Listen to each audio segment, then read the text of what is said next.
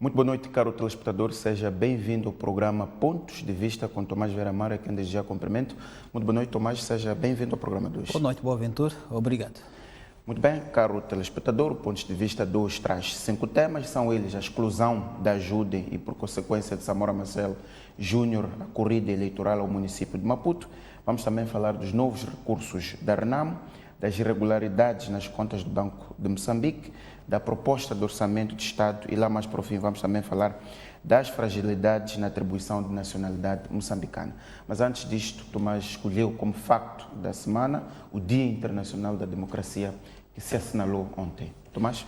Uma vez mais, Boaventura, boa noite. Na verdade, ontem assinalou-se ao nível planetário o Dia Internacional da Democracia, uma data declarada pela Assembleia Geral em 2007 para anualmente recordar à humanidade os valores da democracia, os valores que ela encerra na proteção dos direitos humanos, da participação livre dos cidadãos na escolha dos seus representantes e da sua inclusão nos debates sobre assuntos que digam respeito ao seu desenvolvimento.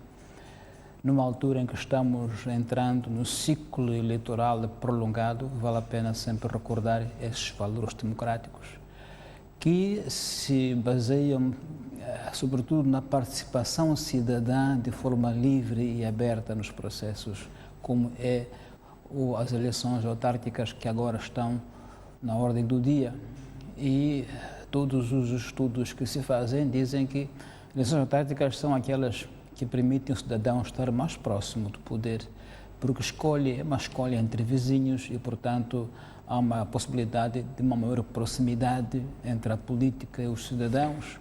E também é um momento em que os partidos políticos se sentem, digamos assim, obrigados a um pouco mais de democracia interna, e ultrapassando os obstáculos históricos de paternalismo, e também ficam mais atentos até as figuras influentes nas zonas urbanas, que geralmente não são tidas em conta. Então, é um momento também de reforço de cidadania em termos de acesso ao poder e de participação na escolha dos seus representantes. Infelizmente, em Moçambique, o processo eleitoral é marcado cada vez mais por números muito elevados de abstenção. Se em 1994 começamos muito bem, com uma participação acima de 80%, fomos descendo para chegar aos 69% de abstenção em 2014, o que é uma hecatombe. Mostra que os cidadãos estão cada vez menos entusiasmados em ir às urnas. É preciso que os políticos estudem por que razão as pessoas não vão às urnas. Sabe-se que a grande maioria dos que se abstêm, primeiro são as mulheres, aos 20%, depois segue-se a juventude, dos 15%, isto é, o grupo dos 18 aos 24 anos não é muito traído a ir às urnas, o que é uma pena porque as mulheres e os jovens juntos fazem a maioria esmagadora dos moçambicanos, mas é o grupo que mais se abstém. E depois, obviamente, os menos escolarizados. Os fatores que se indicam para a abstenção é, sobretudo, a insatisfação na governação. Não há outro fator que possa ser evocado que não seja esse. E também a sensação de inclusão ou não e de eleições livres, transparentes ou justas. E, portanto, democracia em que não há participação é uma democracia formal, apenas cumpre rituais formais, mas os cidadãos ainda não se sentem como parte importante. Então é preciso abordar as questões da abstenção, de fundo de raiz, sob o risco de que vamos, a cada 5 anos, às urnas, cumprir um ritual, uma formalidade, mas sabendo que a maioria das pessoas ficará indiferente a estes processos, que aliás são muito caros a Moçambique. Então, uma data que passou entre nós parece-me um pouco despercebida, mas dá para recordar os fundamentos da democracia e os desafios que ela oferece hoje a Moçambique.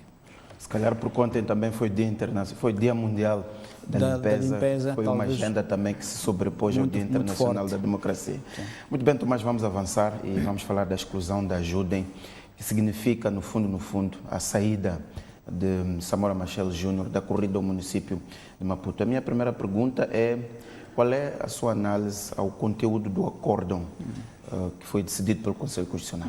O Uma vez mais, me parece que era um processo muito direto em termos de quais eram as hipóteses de sucesso. Eram muito poucas, porque aquilo que a Judem contestava, em termos muito simples, era que não lhe foi dada a oportunidade de, querendo repor, digamos, a lista dos suplentes que lhe faltavam e que não foi comunicada diretamente sobre a possibilidade de suprir essa falta. De qualquer modo, já estava fora dos prazos e, portanto, não tinha hipótese de sucesso esta petição da ajuda. Fê-lo porque está a dizer que era previsível este acordo do Conselho Constitucional. Do meu ponto de vista, era previsível. Creio que a ajuda quis apenas esgotar todas as possibilidades, mas não creio que tivesse muita expectativa de que o Conselho Constitucional lhe desse provimento e ela ainda concorresse às eleições. Porque foi, já que eu disse, foi imprudência deste grupo de cidadãos que não soube munir-se de lista mais do que o suficiente de suplentes para o caso de haver desistências, como ocorreu. Fica uma lição para todos que queiram ir à política, saber que há sempre imprevistos que devem ser acautelados atempadamente, porque estes processos eleitorais são processos em cascata, ou seja, seguem fases irreversíveis. É por isso que tem prazos, que é para depois de um prazo X seguir-se outro processo, não se pode regressar nos processos. Então, eu não fiquei, digamos, surpreendido. Não fiquei, porque não havia muita substância que devesse dar trabalho ao Conselho Constitucional de analisar. É uma questão de insuficiência de nomes. Ponto final. Era uma questão insanável. Até porque a frase que sentencia a exclusão da ajuda é esta de que não há substituição de candidatos após o término do prazo de entrega de candidaturas. Exatamente. Foi esta frase que o Conselho Constitucional utilizou.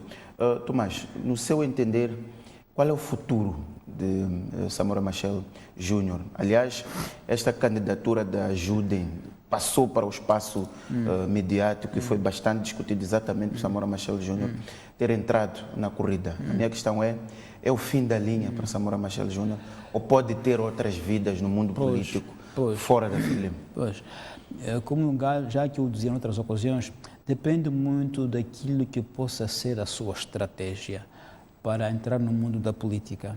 Se for uma estratégia sólida, com uma visão de longo termo, tem muito tempo à sua frente que pode explorá-lo para verificar as virtualidades que ele tem de se afirmar no mercado político como alguém com ideias e com projeto. O que quer dizer que pode, de agora em diante, posicionar-se no mundo político, se quiser um curso mais longo, provavelmente, é um partido político que possa formar, se for o caso. Porque em termos da Ajudem não pode pensar em concorrer para eleições gerais presidenciais, porque ali já não entram cidadãos, entram partidos políticos formais. De modo que depende daquilo que é a estratégia de Samora Machel Júnior para o país e para si próprio. Se fosse apenas uma ideia para autarquias de Maputo deste ano, podemos dizer que chegou ao fim da linha.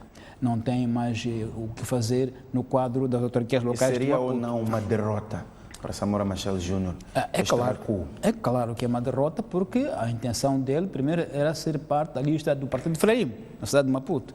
Não conseguiu fazer-se eleger para a cabeça da lista, encontrou uma alternativa através de lista de cidadãos, também ali, por algumas razões que aqui já foram discutidas, alguns membros da Ajudem desistiram no meio do percurso e deixaram-no, digamos assim, descalço no percurso, de modo que no quadro de Maputo, o Samit, como é conhecido, não tem mais espaço. Portanto, depende daquilo que ele tem como sua agenda de longo termo, como sua pretensão, como seu objetivo na área política. Se tem uma visão de longo termo, naturalmente que pode muito bem agora organizar-se melhor e aquilatar-se no sistema político moçambicano e ver se tem um espaço que o acolha. Mas isso, queremos ver se ele vai se pronunciar dizendo o que é que ele quer fazer de si próprio, se tem ou não um projeto, porque, em termos do Partido de Frelimo, formalmente ele ainda é militante do Frelimo. Membro do Comitê Central. Do Partido de Frelimo, e, portanto, nesse aspecto ainda está o seu lugar conservado, a menos que o Congresso se reúna e decida pelo seu afastamento. Até lá, ele tem todas as condições de militante da Frelimo, em termos estatutários desse partido. Então, digamos que há muita incógnita em torno de Samora Machel, porque ela apareceu, digamos, para a opinião pública de repente. Não se lhe conhece opiniões, digamos, de longa visão sobre a nação que nos possam permitir antecipar o seu futuro. Muito bem. Tomás, concorrer para a cidade de Maputo é muito mais simples. Concorrer para uma autarquia é muito mais simples do que para governador provincial, sim, do que para presidente da República. Sim. Exige uma estrutura maior, um trabalho, sim, intenso de mobilização, sim, e até exige recursos financeiros significativos.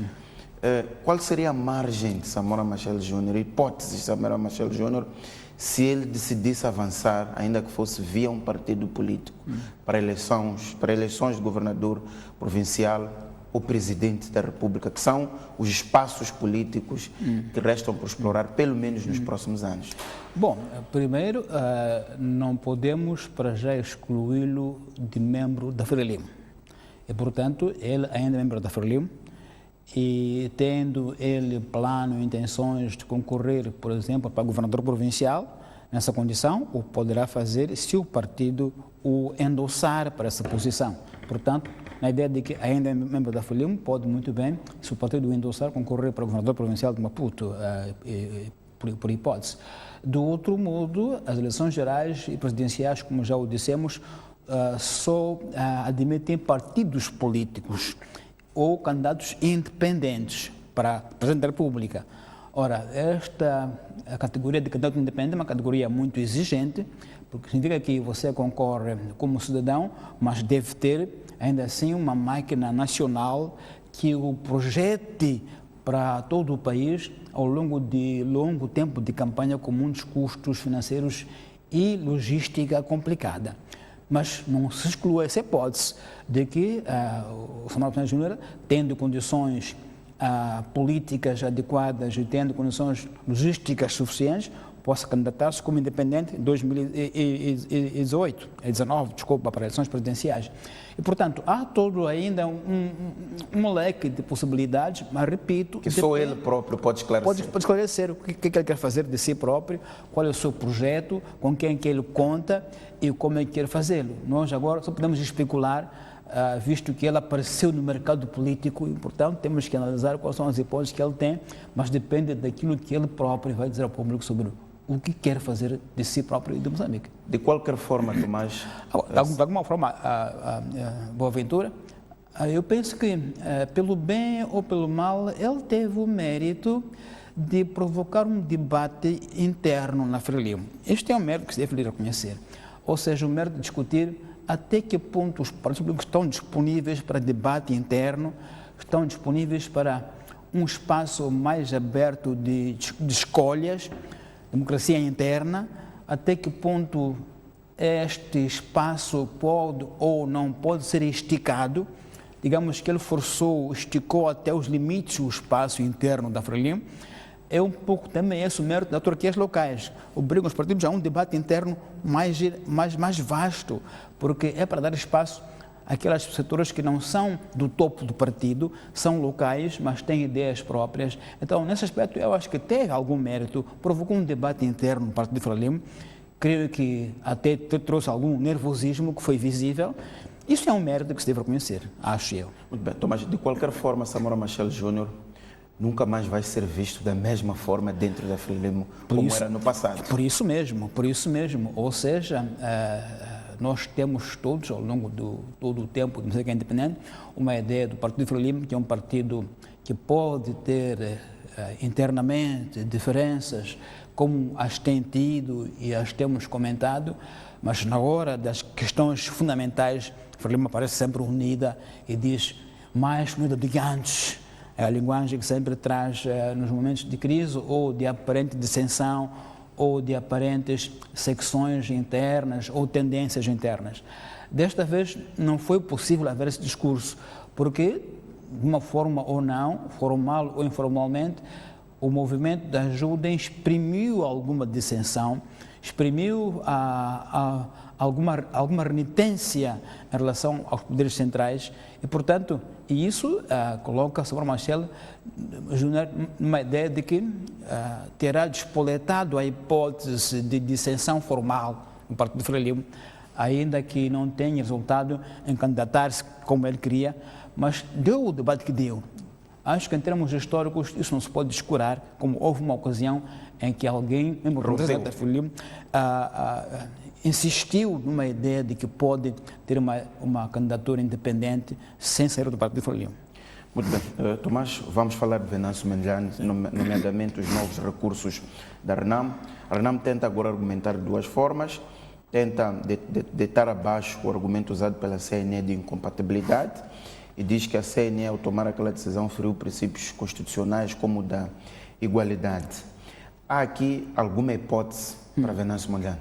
Primeiro, digamos que é muito curioso, há uma expressão em latim que se diz post-mortem, quer dizer, é uma reação após o incidente. O que se podia esperar de forma serena, sem grandes preparos jurídicos, era que a RENAM tivesse feito mesmo isso no início e não a posteriori. O conteúdo destes segundos recursos deveriam estar no primeiro. Parecia a toda a gente que era por aí onde ela devia ter caminhado e não como caminhou no início. Porque, de facto, uma vez mais, para evitarmos questões jurídicas complexas em televisão, o que está em causa aqui é distinguir entre algo que é ser inelegível, outra coisa que é incompatibilidade de funções.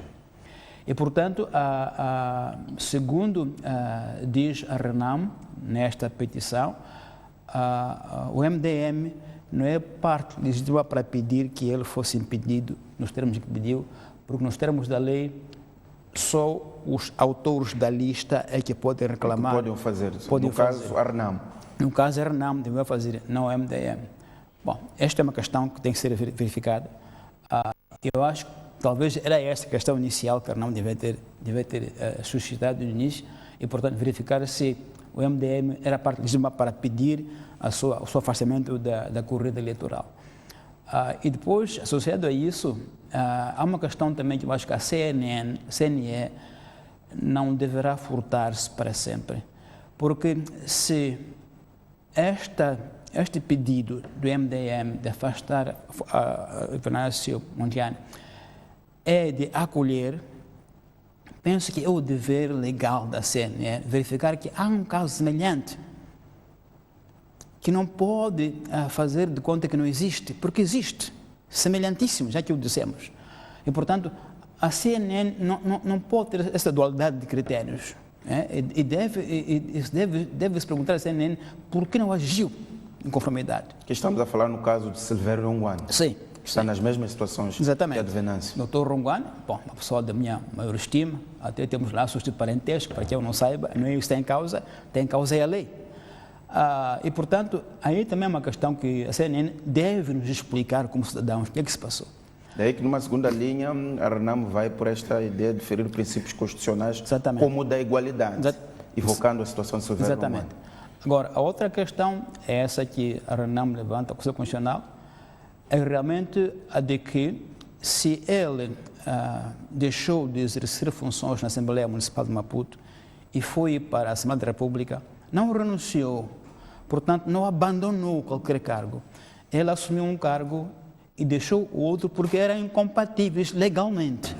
E, portanto, se eram incompatíveis previstos legalmente, não é algo que se possa castigar, que se possa sancionar. Parece-me que era isto que a RENAM deve ter feito no início da sua petição inicial, e não o que fez como depois foi reprovado. Agora, há uma questão toda de tempestividade, não é? Os processos eleitorais são processos, já o dizia eu, em cascata. As fases seguem-se e a fase que fecha, fechou. Não há como retornar. De qualquer modo, o pedido que a RENAM faz de ilegalidade de um ato normativo, o Conselho Nacional deve verificar a qualquer altura. É um pedido que se pode pedir a qualquer altura, então, não está sujeito a prazos eleitorais. Quer dizer que o Conselho pode até dar provimento a esta solicitação, mesmo depois de 10 de outubro. que isso significa? Significa que não terá efeito para a candidatura do Sr. Mungane. Não terá, se for depois das eleições, como é óbvio.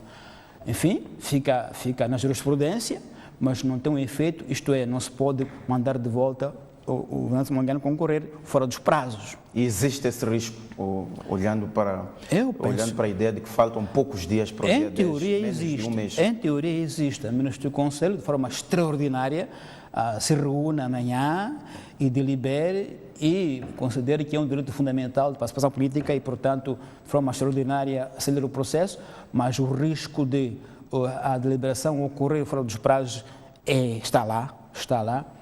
E há um risco que eu não quero colocar como possível. Não sei se a RENAM, desta vez, acautelou a questão de quem é legítimo para demandar o Conselho Constitucional. Se a RENAM levou 2.000 nomes ou 1/3 dos deputados da Assembleia da República, porque foi esse o erro que comentou na primeira petição. Não sei se desta vez acautelou. Eu não quero colocar a hipótese que não cautelou, porque senão seria demais. Seria demais, porque acho que seria a primeira precaução que a RENAM ia tomar, era dizer quem é que faz o pedido ao Conselho Constitucional.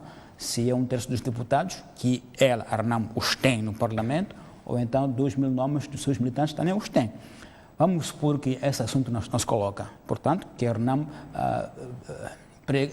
precaviu sobre esse processual ativo de quem é que pode legitimamente demandar o Conselho Constitucional. Mas então, dizia que, na minha percepção, e também de muitas pessoas, era esse expediente que a RENAM devia ter desenvolvido no início. Submetido no início. Foi como que apanhar um susto e recordar-se daquilo que era, digamos, até mais fácil de pedir, mais fácil de organizar do que o expediente que fez inicialmente. De qualquer modo, repito que está muito acima dos prazos, não é muito provável que ela vá a tempo de colocar o Venâncio Mondlane ainda na corrida eleitoral.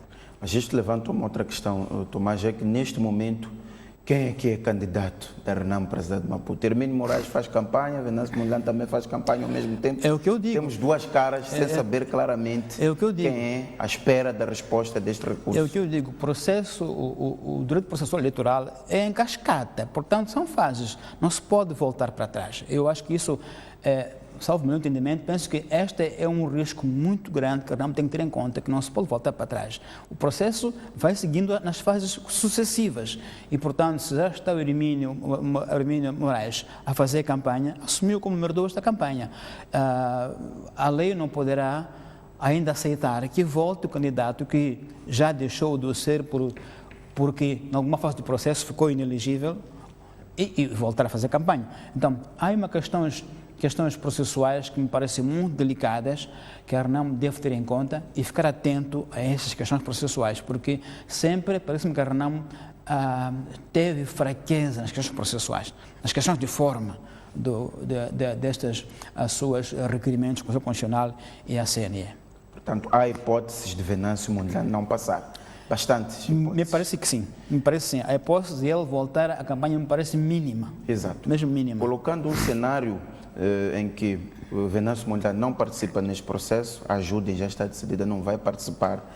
Ficamos com, digamos, de alguma forma, com um único candidato com força, que é Enias Comiche. Que significado é que pode ter um processo eleitoral como este, com um candidato só, no caso da Frelimo, que é mais forte comparativamente aos que as outras plataformas apresentaram? Bom, de alguma forma não fica esvaziada, pelo menos do ponto de vista de debate, de ideias, de propostas para o município? Bom, numa primeira vista, sim, dado a pujança do nome e da postura e da história do Dr. Comiche, mas numa segunda visão temos outros candidatos, na verdade temos outros candidatos. Vamos esperar para ver que mensagem traz aos maputenses, não é? Temos o próprio RENAM, já que mencionamos, e, portanto, esperamos que a RENAM traga ideias. Pode ser que o general Hermínio Moraes, ele como indivíduo, não seja alguém com carisma, com presença pública pujante, mas tenha uma máquina partidária capaz de movimentar a cidade e trazer suas ideias de governação. Isso não podemos excluir, em princípio. Vamos esperar para ver o que a RENAM também traz para a cidade de Maputo, porque não podemos esperar ou acreditar que a RENAM só contava com Venâncio Mondlane e com mais ninguém. Se assim fosse, então, seria um partido muito fraco. Então, eu acredito que a RENAMO vai trazer ideias também e vai alimentar um certo debate público sobre como governar Maputo melhor, como trazer soluções para os inúmeros desafios da cidade de Maputo, como já que os abordamos. Então, é verdade que sim, o Dr. Comicho tem uma vantagem de que já foi presidente do município. Em teoria, conhece muito melhor Maputo do que os outros candidatos. Já está a fazer um trabalho nos bastidores com vários grupos da sociedade. Eu até ouvi, quando visitou o mercado de peixe de Maputo, a dizer este é o produto do Pro Maputo. Isto é o programa dele, de governação de Maputo, quando foi edil aqui até 2003, portanto, ou 2008. Portanto, é alguém com muita vantagem comparativa em relação aos seus candidatos, mas não podemos, à partida, excluir a hipótese de haver um debate como nós desejávamos com outros partidos políticos, para que o mercado político seja vivo e não seja o tipo a vitória previamente assegurada, porque é isso que pode desanimar os eleitores de ir às urnas, pode aumentar a abstenção, quando sentirem que afinal já é um vencedor previamente determinado. Então vamos esperar que não, que a campanha seja viva, que haja ideias novas, que os partidos políticos da oposição venham ao mercado político e mostrem o seu valor e tragam um debate de ideias sério. Mesmo que no fim haja como será o caso, fiquem as ideias na cidade de que há pensamentos, há ideias diferentes e pungentes que podem movimentar a cidade numa vaga de troca de opiniões séria, como se deseja. Eu espero que sim. Mas esta fase conturbada, CNE, Conselho Constitucional, Ajudem, RENAMO, de alguma forma não pode afetar a mobilização do eleitorado para os processos de votação? Claro que sim, tem um impacto muito grande na forma como as pessoas concebem as eleições, na forma como antecipam o processo. As pessoas podem, a partir destes debates, destas questões que parece colocar a CNE como jogador, podem ficar a partida com uma ideia de que um processo é viciado e, portanto, que não vale muito a pena ir à urna porque está tudo manietado.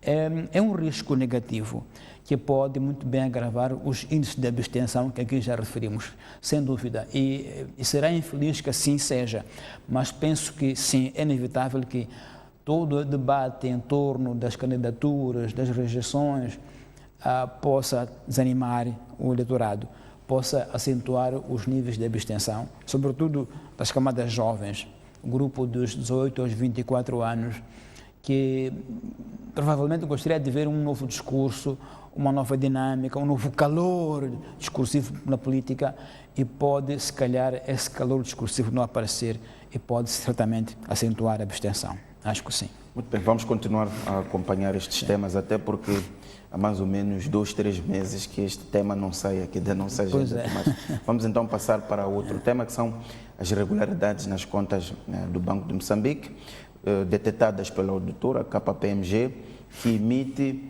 uma opinião adversa. Uma opinião adversa, consultamos pessoas entendidas em contabilidade, significa que as contas não estão corretas. Posso ler aqui duas linhas para contextualizar. As demonstrações financeiras consolidadas e separadas não apresentam de forma verdadeira e apropriada a posição financeira consolidada e separada do Banco de Moçambique em 31 de dezembro de 2007 e o seu desempenho financeiro consolidado de fluxos de caixa consolidados e separados do exercício findo daquela data, de acordo com as normas internacionais de relato financeiro. Tomás, qual é a sua opinião, atendendo que é o regulador do sistema financeiro, que tem de passar uma mensagem de que as contas estão sendo bem feitas? Sim, realmente é aquela frase, não é, que uma nódoa pode cair sobre um pano preto e não se nota, mas quando cai sobre um pano branco, ainda que seja uma nódoa mínima, todo mundo nota e o pano branco fica manchado. O Banco de Moçambique, o Banco Emissor, o Banco Regulador é um pano branco. Não se espera que sobre ele caiam nódoas. Essa é uma nódoa que me parece muito séria para um banco que deve transmitir e inspirar zelo, profissionalismo, transparência, todos estes qualificativos de due diligence nas suas atividades.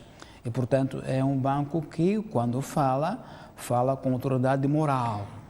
E essa deve lhe vir também da sua própria conduta interna. Me parece que aqui há um déficit grande de conduta interna do banco educador. Quando o professor é encontrado em faltas como esta, ele fica de cabeça baixa perante os estudantes.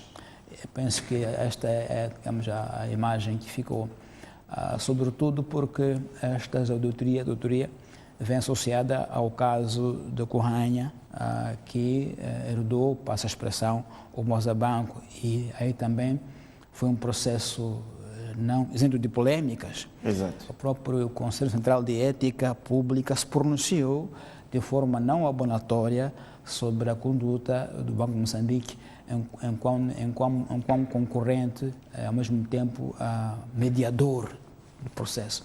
Então, eu penso que aqui o doutor Zandamela tem motivo mais para vir a público explicar-se. Ele habituou-nos à frontalidade na opinião pública e, portanto, é natural que esperemos que, uma vez mais, apareça e explique o que é que se passou, porque não me parece que seja algo que possa passar despercebido. Sobretudo, repito, pelas funções de um banco emissor, um banco central e regulador, que emite ordens, tem ordem de serviço com validade obrigatória para os bancos comerciais. Então, tem um papel, digamos, acrescido, não só em termos de demonstração de eficiência técnica, repito, mas de credibilidade externa, não é? Assim, também a imagem externa de que, parece que lá dentro as coisas não são assim tão bem como deviam estar. E, portanto, alguém pode dizer com que autoridade, então, o Banco de Moçambique me pode, a mim, vir exigir eficiência, clareza nas contas, se em casa parece haver algum déficit técnico e de precisão nas contas. Então, eu acho que é algo, de facto, com alguma seriedade, dadas as qualidades do Banco de Moçambique no mercado financeiro nacional. E, sobretudo, para o governador do banco ser uma pessoa que sempre transmitiu uma ideia de transparência, de rigor nas contas. Tomás citou um dos problemas que é apontado aqui pelo doutor, que é que o Banco de Moçambique não consolidou as demonstrações financeiras da Corranha e sua subsidiária adquirida durante o ano 2017. E isto era obrigatório fazer, de acordo com a norma internacional do relato financeiro. O outro problema é que o grupo e banco capitalizaram as diferenças cambiais não realizadas, resultantes da conversão de ativos e passivos monetários denominados em moeda estrangeira e euro, para estar em conformidade com o artigo 14 da Lei número 1/92, de 3 de janeiro. Portanto, situações que, para a imagem que sempre nos foi transmitida, não eram de esperar. E mais, quer dizer, o Banco de Moçambique é o banco do nosso Estado. Portanto, é ele que tem relações externas com os nossos parceiros financeiros internacionais. Todas as operações de Moçambique para o estrangeiro passam pelo Banco Central. E se essa imagem contaminar a imagem do banco perante o mundo exterior, tem também outros efeitos. E, portanto, é de todo importante que o Banco de Moçambique apareça em público a esclarecer, sobretudo a dizer que medidas está a tomar para corrigir as situações detectadas. Creio que o relatório que está aqui a ser citado talvez ainda não é o final, ainda há a hipótese de o banco responder àquilo que a auditora detectou e consolidar, portanto, o relatório final. Talvez nesse encontraremos respostas mais cabais sobre isto que me parecem falhas bastante importantes para um banco com a dimensão deste banco, sobretudo com a imagem nova que está a dar de si próprio, de eficiência, de rigor na lei e, inclusivamente, na nossa história, pela primeira vez tivemos este ano nomes de grandes gestores publicados nos jornais e inibidos de exercer funções.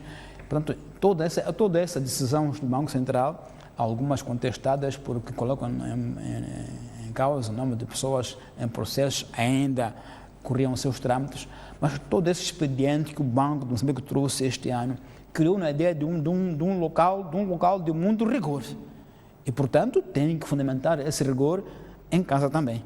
E é por isso mesmo que a nódoa fica muito clara, porque o pano é muito branco demais, a nódoa fica muito invisível. Então, esperamos que o banco responda ao auditor e, no fim, o relatório consolidado traga-nos, provavelmente, explicações que aliviem um pouco a imagem de falta de rigor que o próprio banco transmite, ou pelo menos que o auditor nos transmite sobre o banco. Tomás, de qualquer forma, acompanhamos em 2017 que a operação de salvação do Mozabanco foi atípica. O próprio governador, várias vezes, de forma bastante efusiva, explicou isso e disse também que a Coanha não era a instituição certa para a operação de compra do Mozabanco e que foi uma decisão tomada para garantir o bem maior, salvar o sistema. Este argumento, por hipótese, caso seja usado, pode ter o seu valor no contexto dessas irregularidades que foram detectadas? Não, quer dizer, a ideia de salvar o sistema é uma ideia muito forte. Quer dizer que, de outro modo, a crise do Mozabanco ia afetar todo o sistema. Mas não se salva o sistema minando-o ao mesmo tempo, não é? Portanto, a ideia de salvar o sistema seguindo as regras. Não se pode salvar alguém que está afogando-se colocando-lhe mais água. Quer dizer, isso não pode proceder.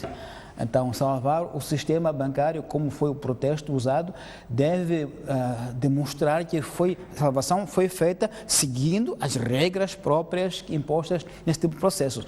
Não se podem violar regras básicas ou fundamentais de contabilidade em nome de salvar um bem maior. Penso que não é aí onde se deve esgrimir esse argumento, onde se deve invocar, não é por aí. Em outros fatos de concorrência aberta, de concorrência leal, de igualdade de oportunidades, de conflito de interesses, penso que é mais por aí, não é tanto no rigor das contas. Aí não pode proceder.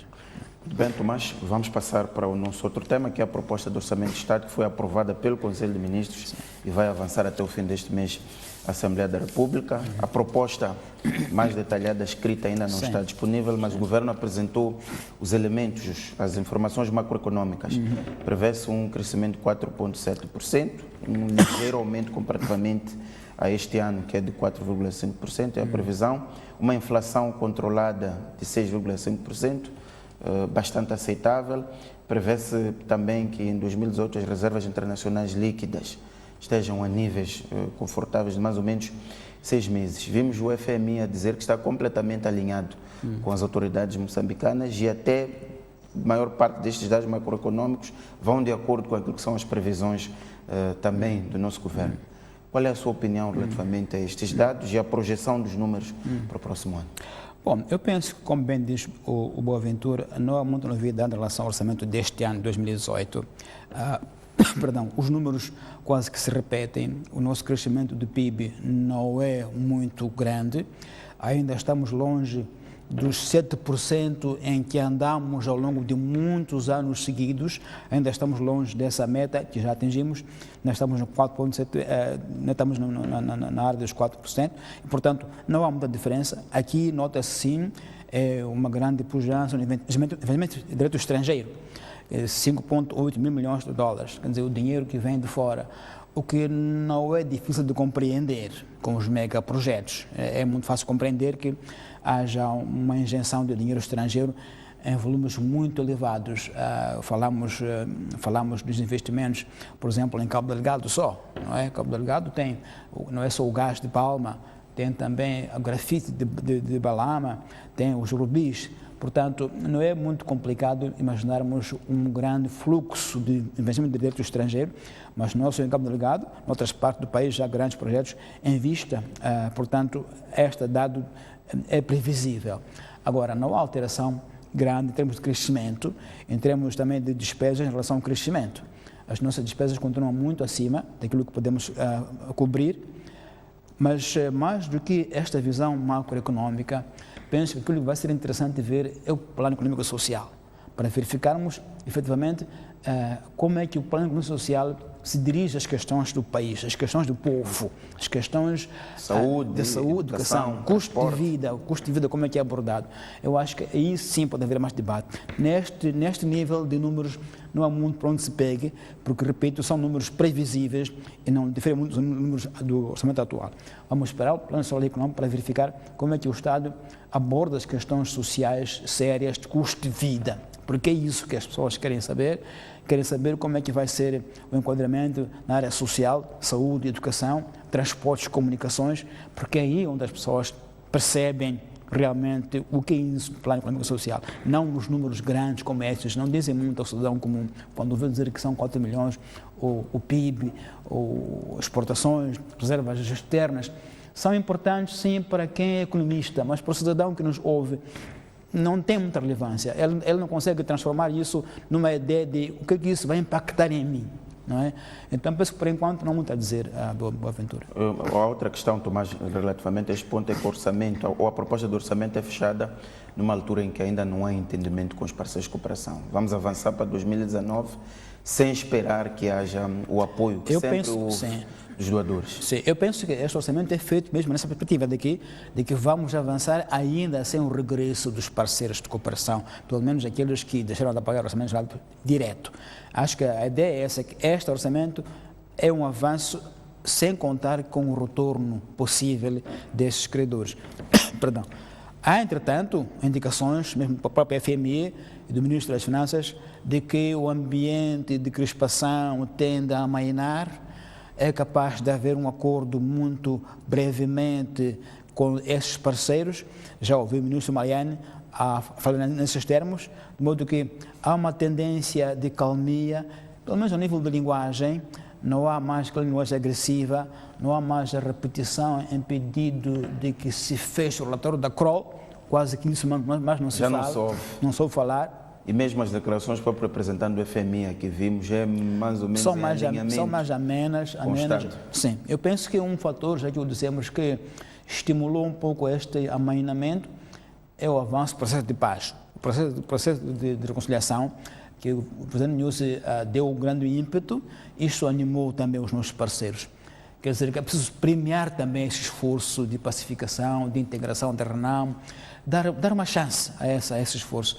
Então, talvez, digamos que com uma espécie de moda de troca, não é? Vamos avançar no processo de pacificação, de reconciliação, dê-nos uma oportunidade para avançarmos nisso, por favor, não façam muita pressão, senão não suportamos os dois processos em simultâneo. Então, sente-se agora uma linguagem mais amena, menos agressiva dos parceiros em relação às tais dívidas não declaradas ou dívidas ilícitas e o relatório da CROL, como era até pouco tempo um facto muito presente no discurso do FMI.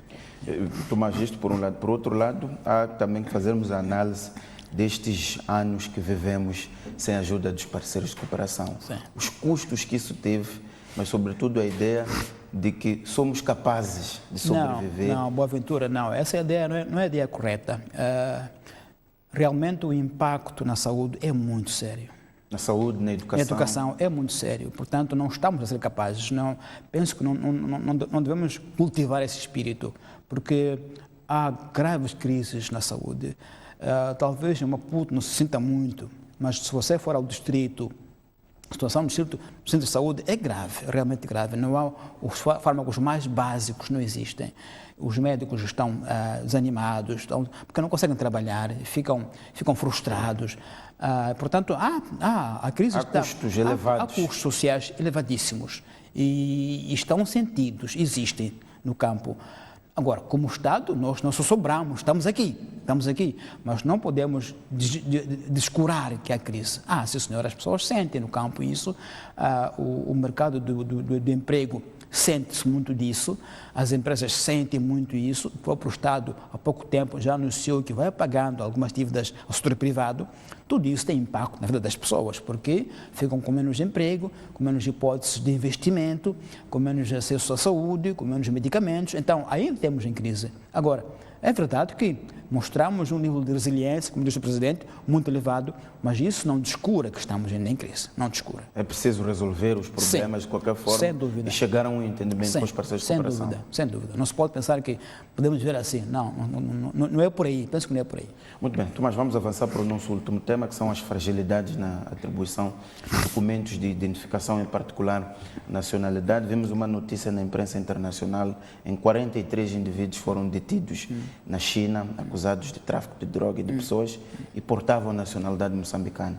Isto chamou-nos a atenção, tendo em conta que Nini Satar também, com uma identidade diferente, falsificada aqui em Moçambique, circulava num país estrangeiro. E levanta a questão sobre as fragilidades que nós temos na concessão destes documentos. Se está lembrado, Tomás, em 2016, o governo chegou a suspender a atribuição deste documento, que era para resolver os problemas ao nível das instituições que atribuem este tipo de documentação. A minha questão é, quais são os desafios e como é que se resolve esta vulnerabilidade de quem tem acesso a recursos financeiros? Não, realmente esta é uma questão de soberania do Estado muito, muito séria. Começou a ser séria quando o nosso país deixou de ser país de refugiados para ser país que acolhe refugiados dos países africanos, nomeadamente da África do Norte ou África Oriental. E aí eram refugiados políticos e económicos, e isso nos fragilizou bastante. Mas um fator que cada vez mais vai fazer pressão sobre Moçambique é a ideia de um país de futuro e grandes investimentos. Essa ideia vai nos fazer uma pressão jamais vista sobre soberania nacional, sobre nacionalidades, sobre documentação. E o nosso Estado ou se prepara, de facto, de forma muito especial, ou esses casos vão se repetir muitas vezes.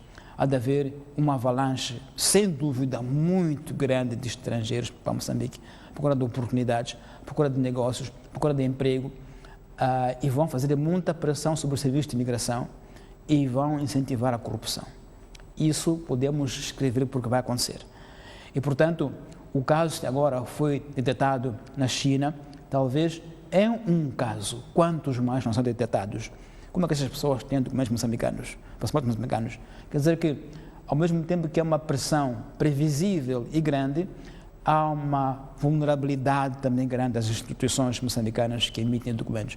E isso, creio que é uma questão de soberania muito séria. Não se pode olhar de maneira leve e pensar que é um grupo de 3 pessoas que estão lá nos serviços que emitem passaportes. Pode ser uma rede internacional complicada que nos vai abordar, nos vai experimentar, vai pôr à prova a capacidade do nosso Estado de resistir.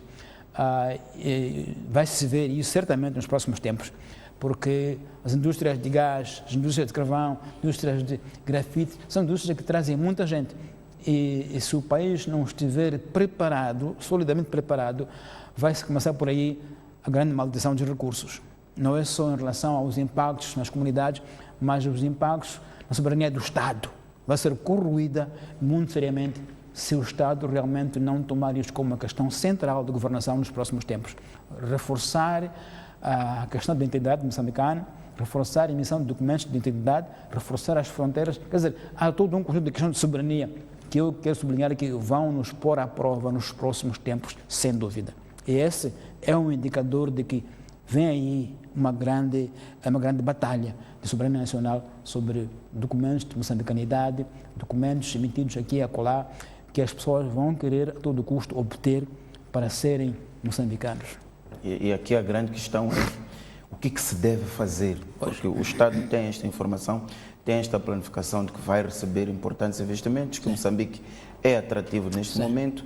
O Tomás teve feito vários trabalhos ao longo da província de Cabo Delgado, onde há garimpeiros da Tanzânia e de outros países que descem a Moçambique e vão operando e transformando aquilo mais ou menos em zonas libertadas, permitam uma expressão, e vão, ou zonas ocupadas, e vão usando. Quais são os desafios do ponto de vista do controle das nossas fronteiras e do combate à corrupção, acima de tudo? Eu acho que há uma iniciativa que começou agora com uma conferência, já mencionei aqui, em Cabo Delgado, sobre como encarar a migração num tempo de grandes projetos e num tempo de conflitos.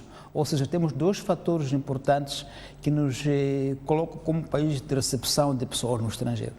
Um fator são os conflitos no continente africano. Outro fator, oportunidades que aparecem agora com grandes investimentos. Então, o país tem que realmente sentar e pensar com serenidade como é que nós nos organizamos para proteger nossa soberania nacional. Sem instigação, a xenofobia, nada disso. É uma questão de um Estado que sabe o que vai fazer perante uma nova era na sua economia que vem aí. E essa era é um grande desafio, capacidade institucional no seu Estado, em todos os setores, não só no setor de imigração, mas este é um deles, e o caso destes 42 passaportes de moçambicanos, nigerianos na China, só nos chama a atenção em como, cuidado, que estamos a entrar na linha férrea e o comboio vem aí. O comboio vem aí. Muito bem, com esta chamada de atenção, Tomás, terminamos o nosso programa. Agradecer a sua presença por estar aqui hoje cá conosco. A si, caro telespectador que nos acompanhou, o Pontos de Vista termina por aqui. Até o próximo domingo.